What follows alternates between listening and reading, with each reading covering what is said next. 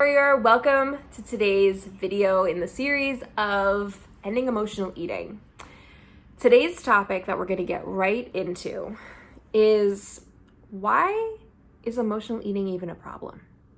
Like, if we're real, there are so many more difficult coping mechanisms, more intense, worse life-ruining coping mechanisms we could choose. Right? We could choose alcoholism. We could choose drugs. We could choose sex. We could choose gambling. We could choose social media. We could choose video games. We could choose, the list goes on, in the coping mechanisms that exist in today's world. So, is emotional eating really a problem? So I'm going to tell you in today's video, one, why emotional eating is stealing away moments of your life, and two, why it's causing you long-term problems that have nothing to do with your weight. And I just want to disclaim, I'm not trying to make you feel guilty. I'm not trying to make you feel more ashamed in this video, because I am sure if you have experienced anything like what I have, that you are piling up the shame and guilt on yourself. So that's not what this is about. My goal in sharing this with you is to get you to recognize leverage. Leverage to evolve. Leverage to make the changes that you have not been able to find the motivation to consistently keep doing. Leverage plus a strong why, which is personal to each and every single one of us, is the powerful place we need to keep remembering, bringing ourselves back to interrupt ourselves and launch ourselves into a transformation. Change is hard. The question is, do we want to do the hard thing that's going to, in the long term, make us feel more fulfilled, vibrant, alive, experienced lives? Or do we want to continue doing the hard thing that is more comfortable, is easier, but leaves us feeling awful and miserable and stuck and unhappy? They're both hard. How are we going? Which heart are we going to choose? And that's where this video is going to come in, because we're going to get you some leverage. Maya Angelou, the amazing Maya Angelou, said a quote that you're probably familiar with, which is, do the best you can until you know better.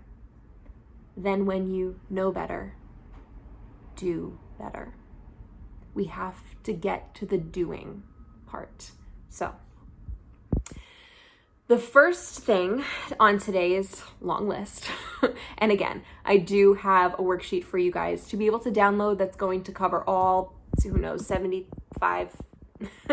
I only have 14, I promise. I don't know what is me in the number 14. I have a thing with this. So you can download that worksheet, because I will probably only get through about half today so that I can keep my promise to keeping these videos nice and bite-sized for you.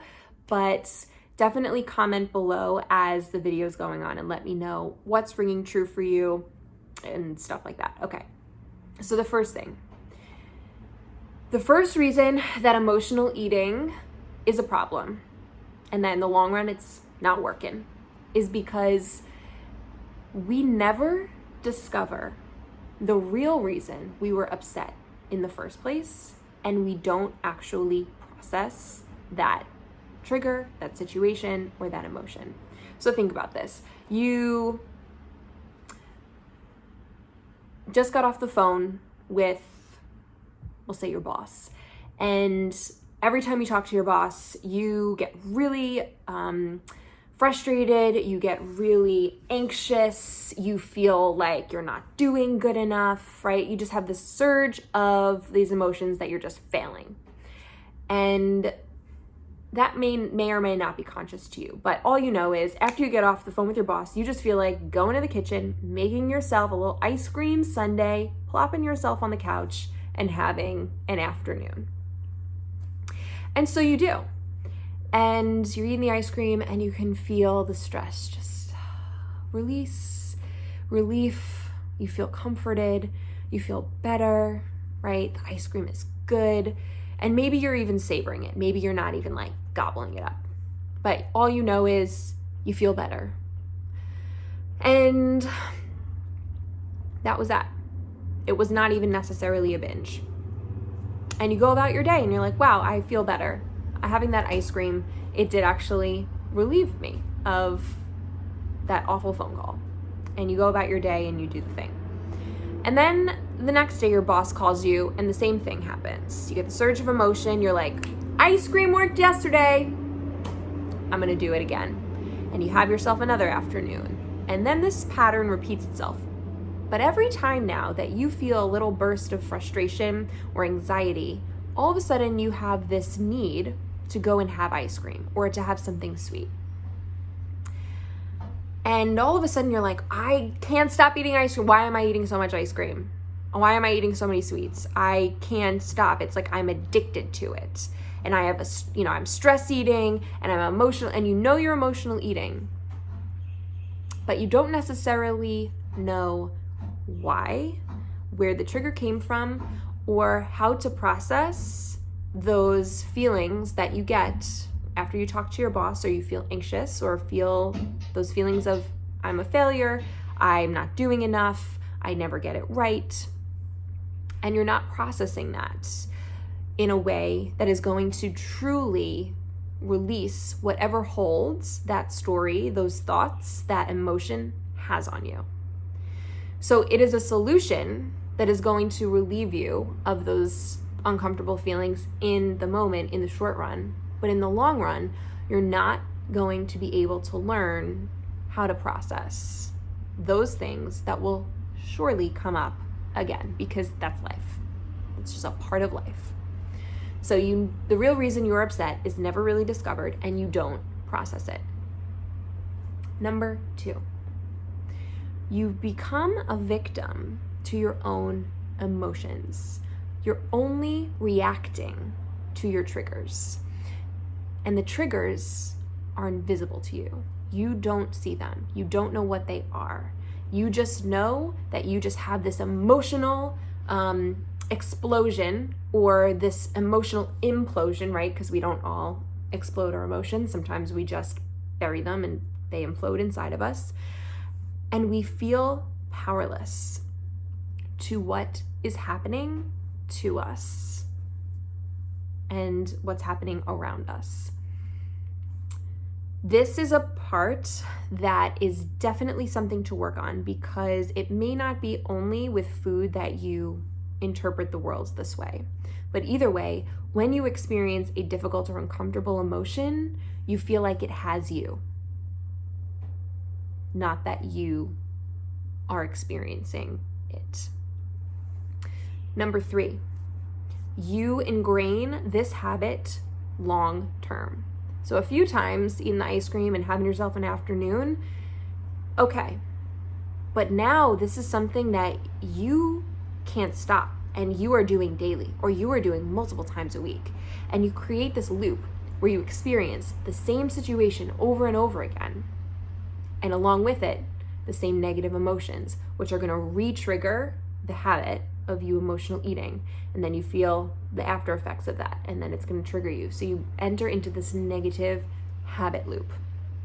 Another thing here is that you're experiencing the same situation over and over as you go about your life into the future. But really, it was those first few times, or that first one time, where this solution became ingrained in you. So we're reliving the same scenario, experience, trauma, big T trauma, big little T trauma, through our patterns.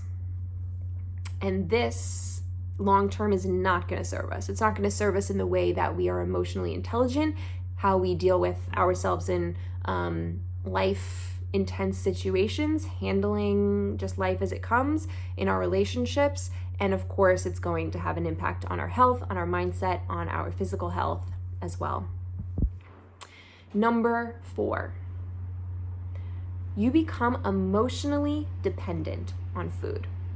Have you ever had the feeling that you are anxious because you're out and you don't know where you are going to be able to get food that is comforting to you? Or you don't want to be away from your house for too long because you want to be able to get back, if you need to get back to the comfortable environment that's there with the food that you know makes you feel good there. Food becomes your security blanket. Let you know the security blankets that toddlers would carry around because it helped them feel safe and comforted. Same thing. And it's not something to be ashamed of or be like, oh, I'm doing what a toddler would do. It's not about that. We all have these as adults.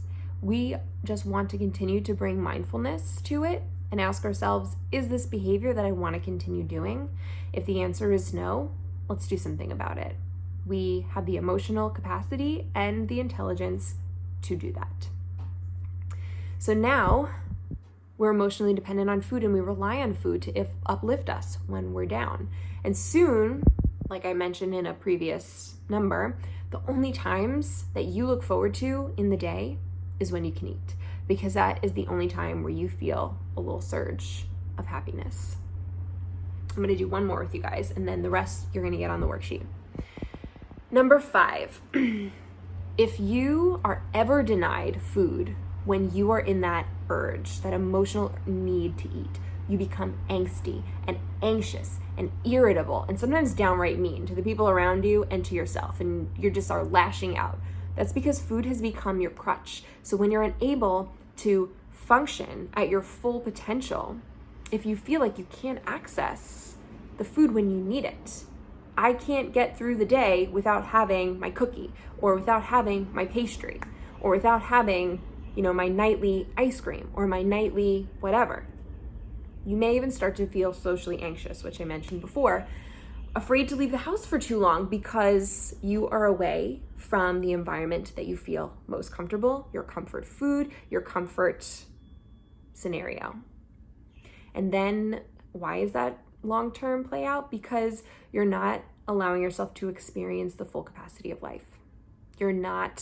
You're always preoccupied with, I need to get home. I need to make sure I have things.